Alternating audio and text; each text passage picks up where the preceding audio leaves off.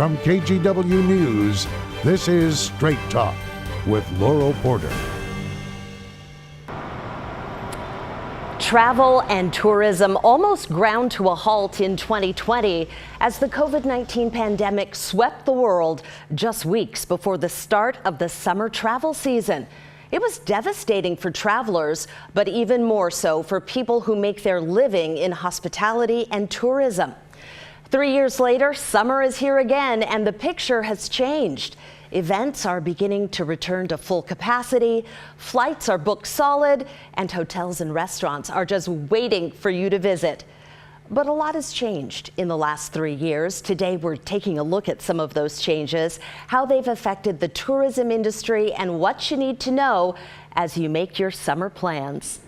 Thank you for joining us. I'm Brenda Braxton in for Laurel Porter. So as we kick off summer, my guests today are Todd Davidson with Travel Oregon and Jeff Miller, the president of Travel Portland. Welcome both. It's great to have you here. Thank you, Brenda. Great to be here with you. So I know we're going to dive into the details in just a moment, but first, if we can, take the 30,000-foot view.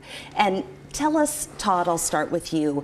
Give us an overview. Are things returning to normal in the state? What are we seeing as far as travelers here? It's a great opening question, Brenda. You know, and your opening comments were spot on. In 2019, before the pandemic, travel and tourism had grown to become a $12.8 billion industry for the state of Oregon, employing nearly 120,000 Oregonians. It was our 10th consecutive year of growth. In 2020, that number was literally cut in half, $6.5 billion. And that's where we were in 2003, just to put it in perspective. But last year, travel and tourism visitor spending in Oregon was $13.9 billion. So ahead of where we were in 2019, driven by an increase in demand for travel to Oregon, also some inflationary pressures as well. We know that fuel and food, for example, are more expensive than they were in 2019. So there's that factor that's in there as well. Employment is not quite all the way back. We're at about 117,500 versus about 120,000 employees that we saw in 2019. But we're very encouraged by what we're seeing in terms of the resiliency of the industry and the growth that we're experiencing in the rebound in employment, the rebound in visitor spending, and the rebound in the taxes that visitors are generating across the state for communities as well as for the state. What do we know about where those travelers are coming from? Great question. We are looking at our visitor spending numbers, and we're able to tell that roughly 40% of that $13.9 billion is being spent by Oregonians. We love our state. We love getting out and experiencing all that Oregon has to offer. And so 40% of that economic impact is coming from Oregonians. 60% is coming from out-of-state and international visitors. And one of the most telling things for me was that of that $13.9 billion, roughly 5% came from international. That's below where we normally are. We're normally at about 12%. One out of every $8 in being spent in Oregon comes from an international visitor. We were only at 5%, and a lot of that is an indication of that lagging recovery of international visitation to Oregon. One last question on that front. Sure. What are they spending their money on? Can you give us the top 2 or 3 things? Well, it's primarily, it's lodging, it's meals, it's outdoor activities and other activities, it's admissions to galleries and events and museums and other attractions as well. So primarily it's lodging, food and beverage, and then attractions and activities. Okay, Jeff, I know Portland has had a much steeper hill to climb. We have. It definitely has impacted travel in the city, but how much has it affected travel? I think in this coming year, we will be back at 85% of 2019, which is a really nice increase from where we were. And we believe in the next 2 years, we'll surpass 2019 easily. So I was kind of wondering about this, and we chatted briefly, but do you think that Portlanders are harder on the city than people coming from out of state or even out of the country? You tend to hear a lot in the media that's a little more pessimistic, but I have friends, I was telling you, in Seattle and LA, and they're like, I'm buying a house here. I love the restaurants here, and they don't seem to have any of that bias toward the city. We do both national sentiment survey and local sentiment survey, and what we find on the national level is that we are back to where we were in 2019. 2019. The country, for the most part, has moved on from the narrative that Portlanders are hanging on to. We do know that if you live in Portland, you skew younger, and you've been downtown recently, you are much more likely to invite your friends and family to visit. And so while that number is down a bit from what it was in 2019, which was 81%, it's coming back. And if we can get people into the core and see what it actually looks like, they then change their tune and they believe, and that's really going to help us. You know, Brenda, I might just add that together, Travel Portland, Travel Oregon are, working very closely, especially in a lot of our international markets. And in particular, we've hosted international journalists and international tour operators over the last few months. And many of them were like, we wanted to see Portland for ourselves. And they've been very pleasantly surprised. So I think your point is very well taken, as is the indications from Jeff's research. So I know the national media as well has definitely hammered Portland. Let's talk about Time Magazine, though, because that is a bright spot. It was named one of the best places last year. We talked with the author of that article, and she said what stood out to her was Portland's food scene. And she said she doesn't feel unsafe here. Let's take a listen to what she told us. You know, I never felt uncomfortable. I stayed in downtown. I walked around late in the evening. So for me, I think the city is different from what media points it out. Yes, things happen everywhere, but it's only once we go there and experience it that we really know what is actually going on. You know, to echo our point, what else would you like visitors to know about Portland? Well, it's interesting because we've hosted 96 travel writers in the first 3 quarters of the year with 250 positive articles on Portland around the country and around the world. And so go to the restaurants, see what's going on, walk around the city. It is a safe city, and you can come downtown. Travel writers are seeing it and they love it. This was a writer that we actually worked with. Interesting. So right now downtown is bustling because, of course, we've got the Rose Festival. The parades are returning to downtown. Last weekend we had the Starlight Parade. Tens of thousands of people were down here. Crowds have gathered for the last few weeks for City Fair along the waterfront. So Jeff, what kind of impact do these events have helping Portland recover, especially downtown? You know, it's everything that is the best about Portland, and we see people enjoying the city. We actually hosted a familiarization group of meeting planners because of Rose Festival, so they could see the vibrancy of the city and see how exciting it is. And those sorts of things work. Showing people the city firsthand always changes their minds. You remember back in the day we had something called the Rose Festival low when it would rain, but the weather has been fantastic and that always gets more people out. What are you really excited about this summer? I'm really excited about the food scene. I mean, we just have 3 brand new James Beard Award winners. Yes. It puts a focus on the food scene. We're doing events, pop-up events in New York, San Francisco, and Seattle with BIPOC creators. And so we're out telling that story, and that's going to get people really interested in the culinary scene, which is a major driver for Portland. Okay, let's talk about hotels for a moment. First, in Portland, we've reported that several major hotels faced foreclosure in recent months. Your data shows that bookings have declined substantially from 2019. Room rates, revenues, both down. Jeff, what's the outlook in Portland for hotels right now? You know, they are coming back, and they're coming back strong. We have a very good convention calendar this year. We just presented to hotel ownership this morning, and everything's moving in a positive direction. And so our hope is that people really understand that the central core of the city is what's going to drive recovery. So we've also got Portland's first 5-star hotel, the Ritz Carlton, which is set to open this summer downtown. Rooms cost about $575 a night. Are you optimistic that Portland can attract people who are ready to spend that kind of money? I know it will happen. I've spoke to actually Gregory Gourdet, and he has people flying in from all over the country for his restaurant. Those customers are going to want the Ritz Carlton. There is plenty of things for people to do that are going to want the Ritz Carlton. And Todd, you mentioned international travelers earlier. What do you attribute the rise in international travelers to?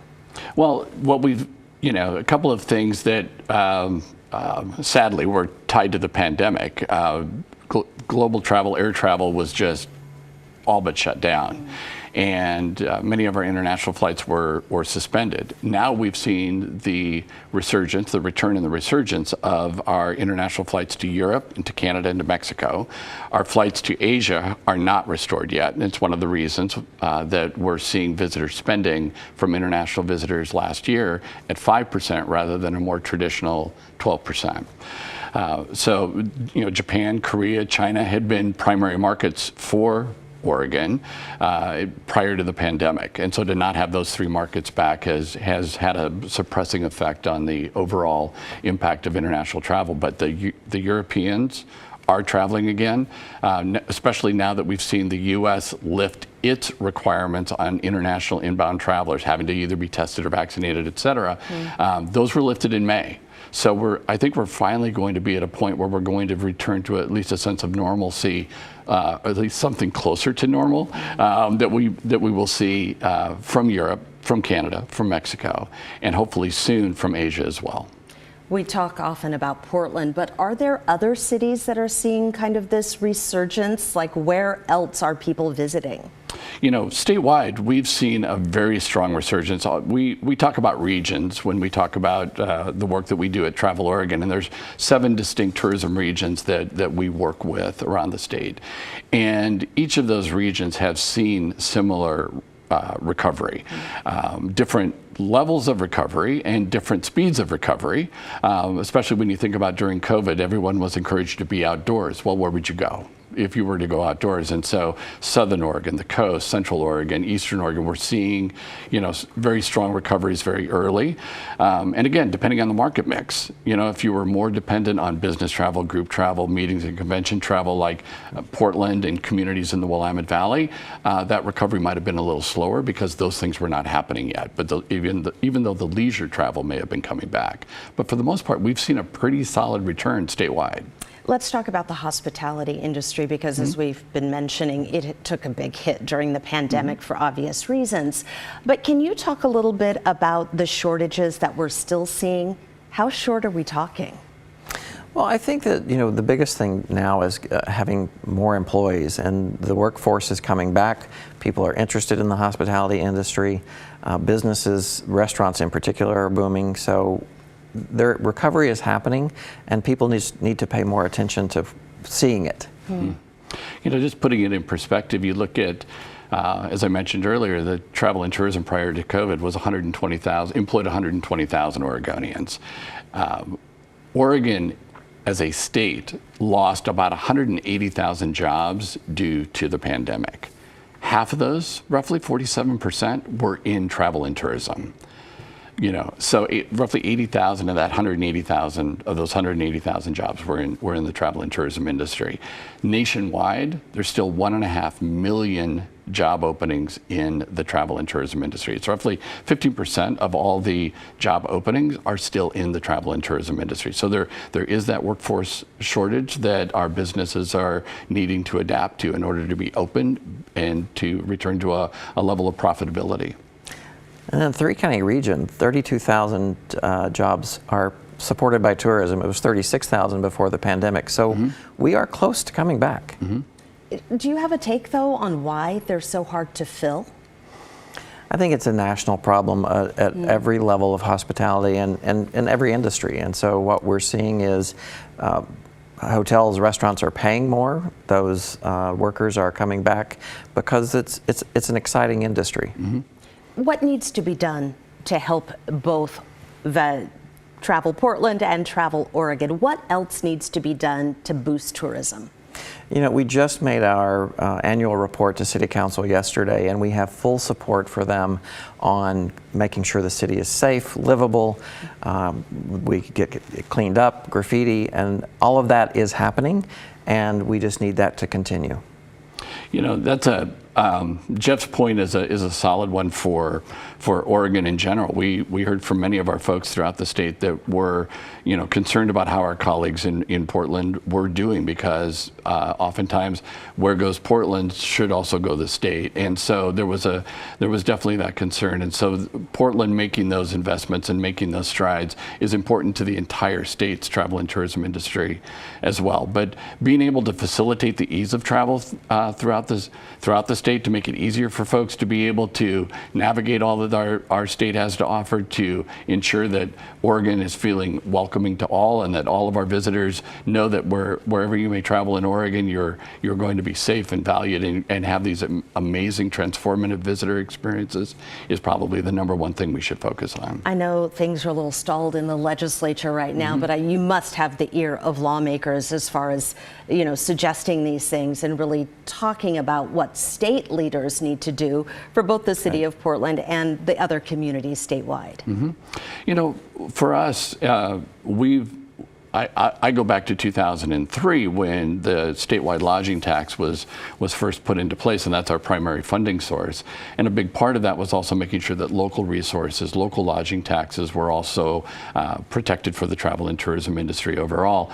That synergy is incredibly important to make sure that there's not only a dedicated, stable funding source at the state level, but similarly at the local level, because so much of what we do, as it is with Travel Portland and Travel Oregon, is done in alignment. It's done in collaboration. We're just that much more impactful in the marketplace when our messages and our marketplaces are aligned. All right, don't go anywhere. We have a lot more to talk about. So when we come back, we are going to be talking about Oregon's hidden gems that you may want to check out, plus a new initiative to help you reduce your impact on the environments you visit, and what you need to know about wildfire season. We're back in 2 minutes.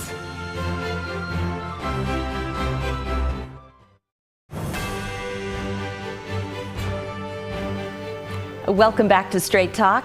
I'm Brenda Braxton in for Laurel, and we are kicking off summer talking with Travel Portland and Travel Oregon. So I want to ask you both about a big national headline. First and foremost, wildfire season. I know you've seen the pictures of what's happening back east. All of the wildfires in Canada, the smoke is blowing down. It's just obliterating views. Here on the West Coast, we know about those as well. Things get super smoky. We can kind of count on it now at least once a summer. Todd, let me start with you. What do visitors need to know about wildfire season? First of all, Brenda, I just want to be really clear that our hearts go out to the folks in Canada that are wrestling with these wildfires right now and those impacts directly. And then obviously our fellow Americans on the East Coast that are dealing with the impacts of the wildfire smoke, and what we're hearing about that. We in Oregon are very familiar with that. We've had our wildfire years that have been so severely impacted by the smoke. And what we're hearing right now is that the Northwest Interagency Coordinating Council is telling us that NOAA is forecasting a warmer and drier summer than normal. So again, the situation is going to be ripe for a potential wildfire season, a severe wildfire season. The number one thing visitors can do is just to be careful. So many of our wildfires are human caused. So if we're careful, we can reduce the number of wildfires dramatically. So being careful out there, being aware of where the wildfires are, and there's information on traveloregon.com as we enter the wildfire season, so folks can use that website to be able to check if there are wildfires that might be impacting their travel and the areas that they want to go while they're out there. But the forecast is that this could be a significant wildfire season. So if we can get in front of it now with our own behaviors, we're going to be able to make a difference. And there's so much greenery. We have Forest Park right in the city. We don't have to go somewhere to kind of feel like we're in the wilderness. What about the impact on the city for tourism when it comes to wildfires? It's significant because we are such a green city, and there is always that danger in Forest Park. But we get people into downtown, get them into the museums, all those indoor activities that only Portland has. And so we hope that we won't be impacted this year, but if we are, there are alternative things to keep people excited. You know, many travelers are starting to wonder about their own impact on the environments that they visit, especially in the outdoors. You know, we've seen areas with cars overflowing parking lots and people crowding outdoor areas. Some hiking areas have had to introduce those time permits because they can't fit everybody in there comfortably. What are some ways, Todd, that people can actually reduce their footprints on the places that they visit? Got a couple of great ideas for you, Brenda. We've made a very intentional move at Travel Oregon to position ourselves and to see ourselves, and really in a way reformulate ourselves as an agency that is focused on destination stewardship. And that means one of the lenses that we do all of our work through is what we call a regenerative tourism lens. And regenerative tourism basically means, we're all very familiar with leave no trace, right? Leave nothing but footprints, take nothing but photographs. And it's been an amazing, PSA campaign. What regenerative travel is that visitors can actually leave it better, not just have no impact, you can actually leave it better. And we've been able to run a couple of pilot programs in the Willamette Valley, where, for example, we had worked with a local tour operator, private business, to offer a program on the Mackenzie River Valley, for example, where visitors could purchase a package that included meals, lodging, and activities. And you could raft the Mackenzie River, you could mountain bike or hike the Mackenzie River Trail, but you were also spending time in the woods helping replant these areas that had been devastated by the wildfires of 2020. So they were literally buying a package where they were going into a community to give back. They left it better than they found it. They didn't only leave no trace, they left a trace, and it was one of positive benefit. I grew up here in Oregon, and I feel like that is the Oregonian spirit right there. Agreed. I love that. Yeah. What about here in Portland? How can people make their stay a little more sustainable? You know, one of the things that we tell meeting planners, by bringing your convention here, it will automatically be greener. Our convention center LEED certified, our hotels are Green Seal certified. So just by being here using the MAX, the walking blocks, you are automatically going to have a greener experience in the city of Portland than pretty much any place else in the country. Before we started, I asked you how long you'd known each other, and it's almost 20 years. It is. Can you give us an overview, because you've had so much experience in the city and in the state, about your optimism, about things that give us that big picture? Because sometimes I think we get so wrapped up in the minutia that we can't see the big vision. I'll start with you, Todd. Sure. You know, the reason I do what I do is because I believe in the power of the travel and tourism industry to create good jobs for Oregonians. Too often folks may look at the travel and tourism industry as creating jobs that may be part-time, seasonal, minimum wage jobs. And it's like, you're missing 90% of the story.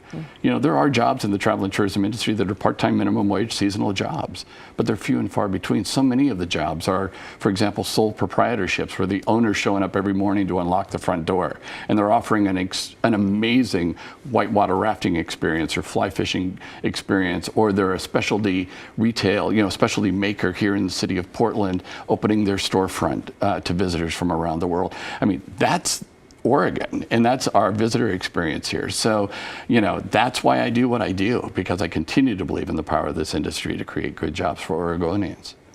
The thing I would say is that Portland is loved by Portlanders, and we want it to be a great place to live first and foremost, because people want to visit here to be a Portlander. And what we see is that those jobs and those reaching out and being a part of the community is really the optimistic part, and people get to experience a little bit of this place when they're here, and they love that. Okay, I cannot get too far off track, because I want to talk about the hidden gems, places that maybe don't get enough love, and we need to highlight. I'll start with you, Todd. What would you recommend? What I would recommend is that visitors check into what's a fairly new phenomenon globally, but Oregon has an opportunity to really capitalize on it, and it's this dark sky opportunity, dark sky tourism. This is getting outside of places that have ambient light, and yes, there are places that are close to Portland that offer that. So you can look at that picture. Stay overnight, wow. Stay overnight in Portland and still be able to head out, experience the city by day, and then actually experience the dark sky by night right outside of Portland.